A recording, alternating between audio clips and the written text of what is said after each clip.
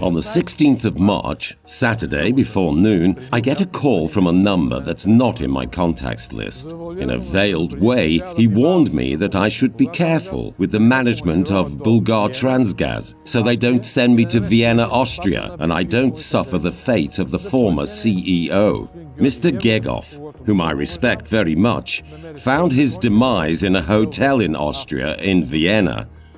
This is Veljko Pejev, who, up until only a few months ago, was the internal auditor of the state-owned company Bulgartransgaz. Mr. Pejev was a respected specialist in the field of public finance, working at Bulgartransgaz for more than 15 years, auditing all the company's activities and, in his words, trying to protect public funds from abuse.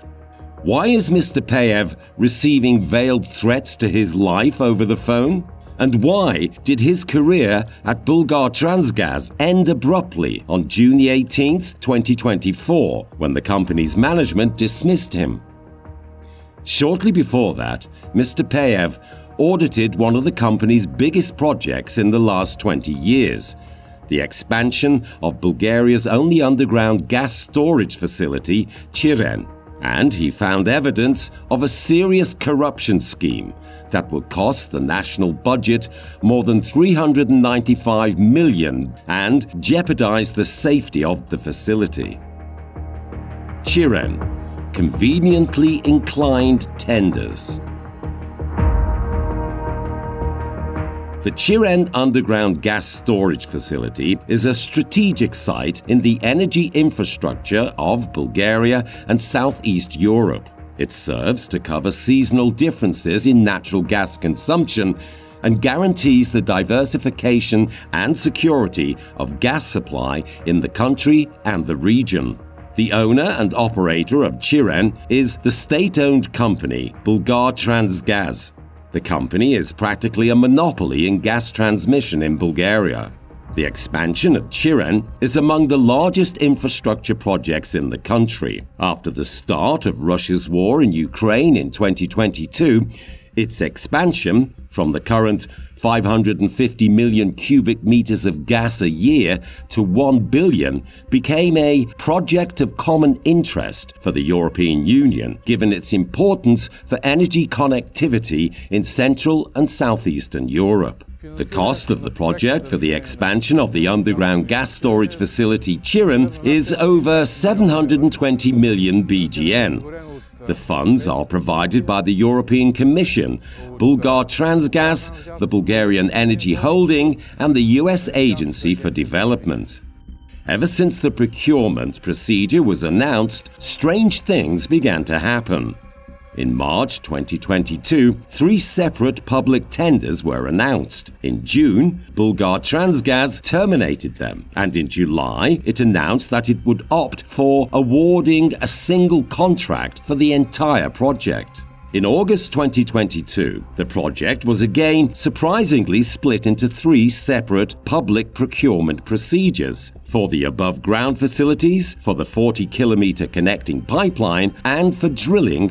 Splitting it into 3 increased the cost, made technical implementation more difficult, and limited competition. Several big international companies have decided to withdraw from the tender at this early stage. They have also filed reports with several international and national institutions voicing serious suspicions of irregularities and even corruption. These separate public procurement procedures would lead to higher costs than a single one for the entire project. The separation of the 3 tenders introduces the risk of the supply of 3 different types of equipment, which in turn poses risks for the future operation of the gas storage facility. The requirements for the above-ground part are excessive, and those for the drilling stock have been significantly lowered. Bulgartransgaz commissioned an analysis by an external consultant and received an opinion that the project should certainly be unified. Regardless of this, the Commission on Protection of Competition gave the procurement procedures the green light. Amazingly, all 3 contracts were awarded to consortia with the same lead partner. The family-run company Bulgartransgaz, with an enviable portfolio of publicly funded large-scale infrastructure projects. It thus turns out that public funds are to cover the price increase incurred by splitting the project, but all three contracts ultimately go to the same contractor. The contract for the underground well drilling is the most significant for the expansion. The highest score was given to a consortium, where the leading partner was Atomener Gormont, AD, linked to Hristo Kavachki. However, the selected contractor withdrew, a decision which in itself raises a number of questions. Thus, in April 2023, the contract was concluded with the consortium ranked second, Exelo Drilling Chiren, whose offer of 221 million BGN was almost 90 million BGN above the estimated value of the procurement. Bulgartransgaz, the lead partner in the consortium, lacks experience in designing and drilling for natural gas, and the other partner, the Sliven-based Gas Project Development Limited, was founded 10 days before the bid was submitted. In practice, only the Polish subcontractor, Exelo Drilling, has experience in drilling, and it is the Polish subcontractor that is to carry out the most significant and substantial part of the contract. There is yet another curious thing about the winning bid. It was modified in the course of the procedure. The subcontractor was changed. A completely new subcontractor appeared, the international company PM Lucas Kazakhstan, which is to participate not only in the drilling but also in its design. At the same time, according to the offer, the subcontractor's share was reduced from 50% to only 3%, which is quite puzzling. The subcontractor's share of the actual work is increased, but its share in the legal entity is almost non-existent.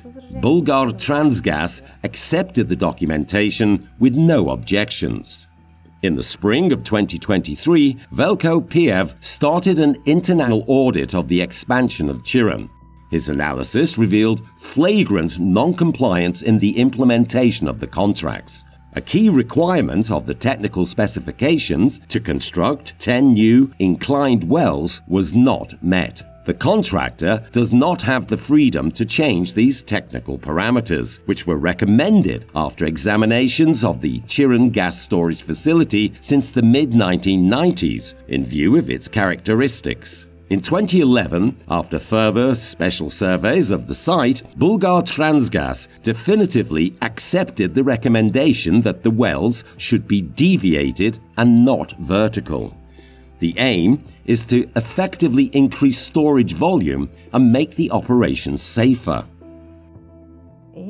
Therefore, the project's terms of reference require designing and constructing 10 inclined wells, and the contractor is not allowed to modify this when applying for the tender or afterwards.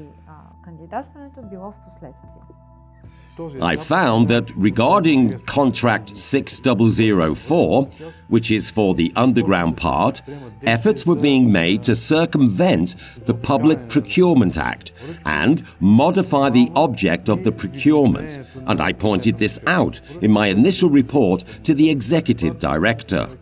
The indicator of fraud consists in the following. The technical specifications defined by Bulgartransgaz include 10 inclined high-productivity wells. This is an integral part of the technical specifications of the contract itself. The contractor's technical bid confirms that it is to drill such deviated wells. Instead of complying with the technical specifications and its own offer, just a few months after the contract was signed, the contractor submitted a report to Bulgartransgaz proposing a completely different technical solution, drilling the significantly cheaper, less efficient and less safe vertical wells. There is a tremendous difference between deviated and vertical drilling. In the technical specifications, we wanted deviated, which are highly productive and can optimally achieve the Chiren extension of 8 to 10 million cubic meters per day, which is extremely important in securing winter capacity for the country's needs. With verticals, this cannot be achieved. They are about 30% less productive. Changing the terms of the contract in the course of its execution is a violation of the Public Procurement Act. It is hardly a coincidence that the proposed vertical drilling technology is not only less efficient, but also significantly cheaper for the contractor. By changing the technology, the company saves 35 to 40% of the cost.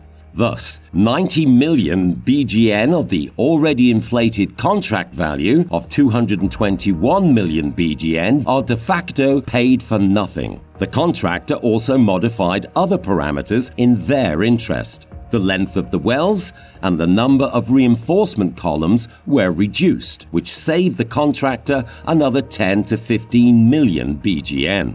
In practice, the object of the contract was changed, but the cost was increased further. With vertical wells, it is impossible to achieve the 10 million cubic meters of gas per day set in the technical specifications.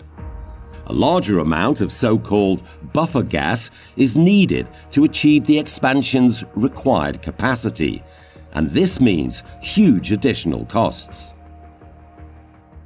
Another 100 million BGN to be taken out of Bulgartransgaz's pocket to buy gas to be pumped into Chiren as a buffer. That's the only way to increase the gas pressure and thereby reach the required daily production capacity. Not only are we cutting the costs for the contractor, we also have to spend an additional 100 million. All in all, the actual damage for the operator would be 200 million.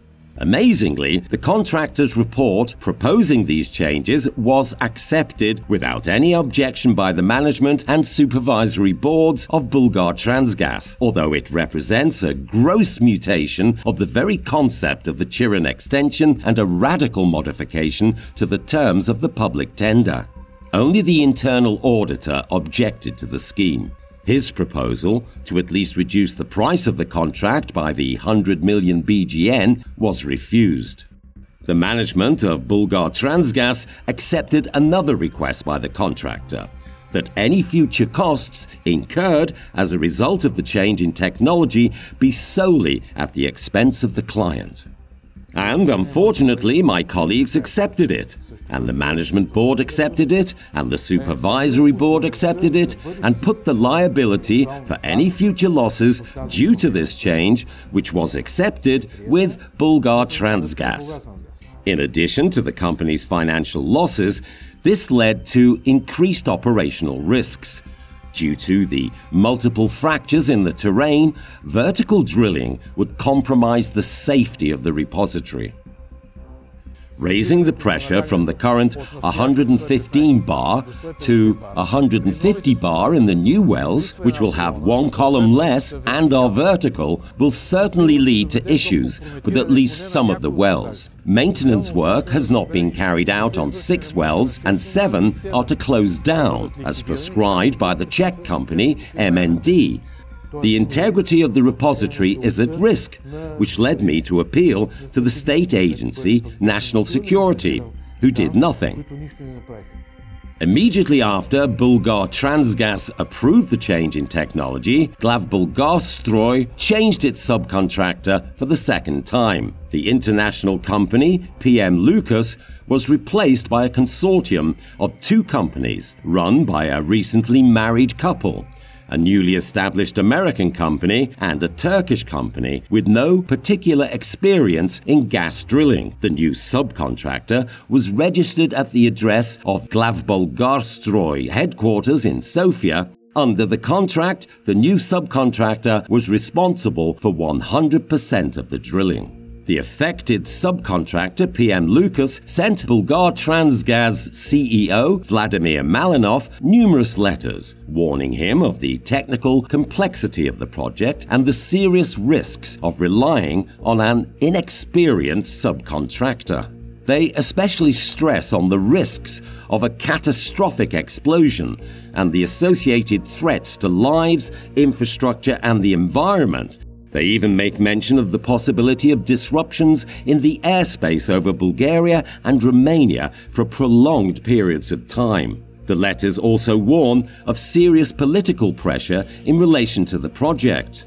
They claim Delian Pievsky, chairman of the DPS party, is involved, who is sanctioned for corruption by the US and the UK. PM Lucas sent Malinov 9 letters. He did not respond to the information submitted or to their invitations to meet in person, and approved the change of the subcontractor in late 2024. The Minister of Energy, Rumen Radev, did not respond either. The emotional resolution of the then Executive Director and current Interim Energy Minister Vladimir Malinov on the auditor's report of findings of fraud is impressive. Please indicate which persons have influenced your personal expert opinion. I insist that you do not share with third parties the information that has become available to you in the course of your official duties. Instead of being concerned about the risks identified for the project, Mr. Malinov questioned the professional qualities of his internal auditor. A resolution followed, asking for a second report to confirm my conclusions. I prepared one. They were confirmed. They were even further elaborated. Malinov ordered that the reports be reviewed by the so-called ETEC, Expert Technical and Economic Council. The ETEC is an advisory body to the director, introduced by Vladimir Malinov himself. Its opinions are not binding, but they are a convenient way to hide the director's responsibility behind the supposedly objective opinions of Bulgartransgaz employees. In the absence of the auditor, the ETEC decided that the radical change of the concept of the Chiren extension did not constitute any problem whatsoever. I suggest to the management of Bulgartransgaz that steps be taken to recover the 89 million BGN from the contractor or proceed with the correct execution of the contract as concluded. This was not accepted either. Given Bulgartransgaz's failure to react, Velkopeev submitted notifications to the competent authorities. Namely, the state agency, National Security, were initially referred to. Because we are a strategic site for guaranteeing supplies during the winter, SANS did nothing. No reaction whatsoever. In January 2024, Peev submitted a new report to SANS. With his annual report, he also informed the Bulgarian Energy Holding, the Minister of Energy, and the Minister of Finance. The auditor also referred to the European Prosecutor's Office on the grounds of European funding in the amount of 78 million euro. After submitting the referrals, Mr. Peev discovered that his access to Bulgartransgaz's information systems had been suspended. After the first referral was filed, repressive actions against me began, restricting my access to information systems that are open within the company and without which I cannot do my daily work. The official explanation was a technical issue, yet this remained unresolved for 7 months. Mr. Peev persistently sought to restore his access to the systems, alas, to no avail. In February 2024, the state agency National Security also intervened, but instead of seeking to verify the referral, they took unlawful action against the auditor aimed at his allegedly missing access to classified information. I drew up over 50 reports and other emails to the entire board of directors, to the CEO, former and current, to the Supervisory Board of Bulgartransgaz, to the Audit Committee, to the President of the Republic, to the Ministry of Energy, to the Ministry of Finance. The only adequate reaction was by the Audit Committee. They held a meeting and ordered that my access should be restored immediately.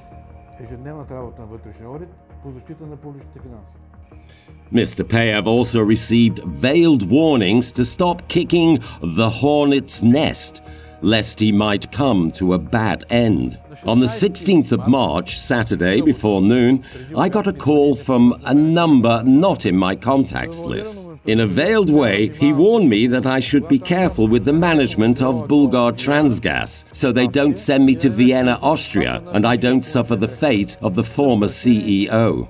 Mr. Georgy Gegov, whom I respect very much, found his demise in a hotel in Austria in Vienna.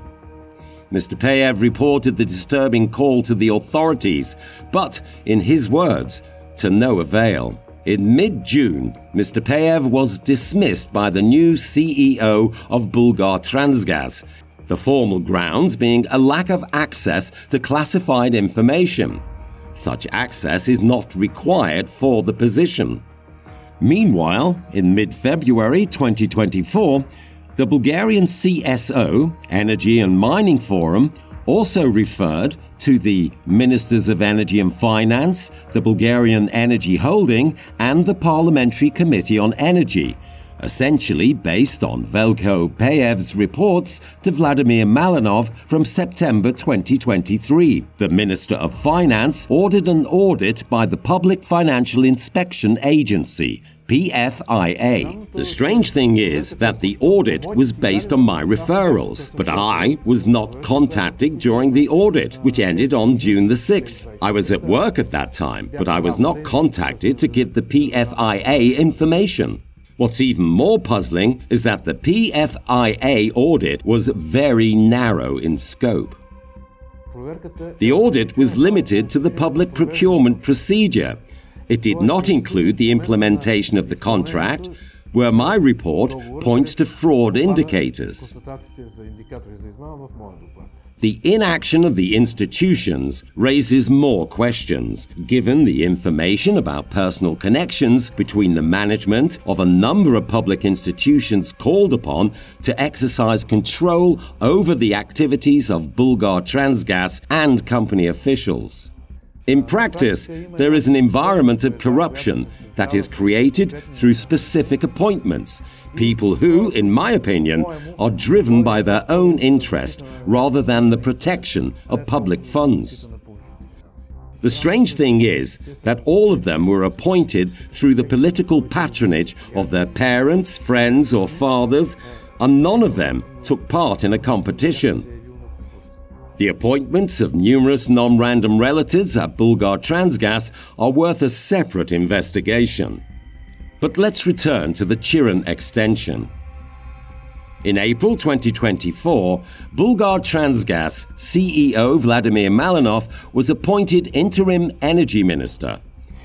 In May 2024, the European Public Prosecutor's Office launched an investigation into Veljko Payev's referral, and in August, searches were carried out at several addresses in Sofia, Sliven and Kozloduy.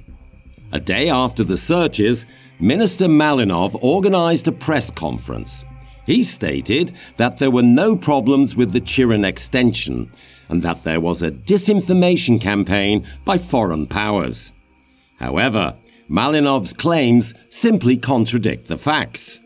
It is entirely the contractor's responsibility to propose a technical solution for the implementation of the project.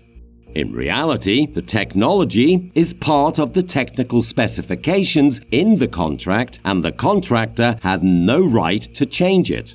Malinov also stated that he would suspend the implementation of the project while the investigation was ongoing. That is very convenient because, as early as September 2023, the project was significantly behind schedule. And between October 2023 and the end of January 2024, procedures were underway to change the technology and subcontractor. Therefore, by mid-August, it was already clear that the completion of the drilling by the end of November 2024 and of the entire project by early 2025 was already practically impossible.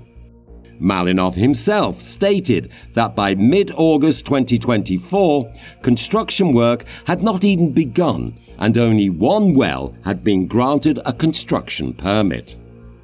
The question arises as to why a significant part of the money was paid in advance. I discovered that the 3 contracts for the development of Chiren have an extremely high percentage of advance payment. It turns out that Bulgartransgaz is taking out loans, paying interest, and paying in advance so the Bulgarian company can develop their construction business, and practically all the negatives are at the expense of the company. To me, an advance payment of more than 5 to 10% is unacceptable and is a direct detriment to the client, because if someone is going to do business in construction, they should find their own funding from the banks, pay their interest, accept in advance of 10% for materials, then have the entire investment paid upon completion of the contract. This is also a form of quality control. If you give them all the money in advance and you don't know what you're going to get in terms of quality, you're opening the door for abuse of public funds. After all the irregularities in the public procurements, the cost of the project went from the initially estimated 621 million BGN to over 737 million. The question, however, is not only whether Bulgartransgaz and Mr. Malinov, as head of the company, managed the huge public resources allocated for the expansion of Chiren responsibly. The very implementation of the project is questionable. Given Chiren is a project of common European interest, in the event of a possible delay in construction, which is already a fact, that could lead to the loss of the European funding. And, in case of a possible audit of the EU funds and the indicators of fraud I found, and their confirmation, that would certainly deprive Bulgartransgaz of the entire amount of European funding. Meanwhile, in October 2024, Bulgartransgaz announced it was withdrawing from the project. A month later, Bulgartransgaz published a notice of termination of the contract by mutual consent, according to which the contractor must return everything received under the contract, and the contracting authority stated that it would not seek penalties and damages for non-performance. It was also revealed that work on the project was unlawfully suspended as early as the 29th of August 2024, by which time 85% of the work should have been completed. Apparently, the suspension conveniently concealed the huge delay.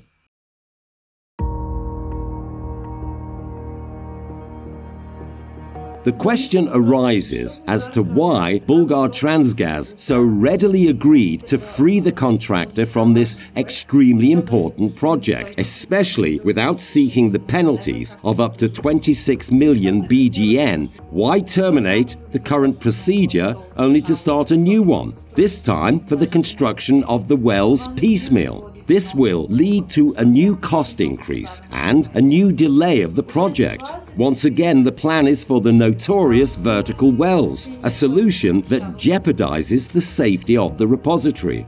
So the expansion of Chiren, which is key to ensuring the security of gas supply in the country and the region, is again delayed. The availability of a gas storage facility with sufficient capacity is key for the use of the gas terminals in Greece, which provide an alternative to the Russian company Gazprom, until recently the only supplier to our country. Without the expansion of Chiren, it is practically impossible to guarantee the diversification of gas supplies, and thus the energy independence of Bulgaria and the region. The question is, who will take responsibility?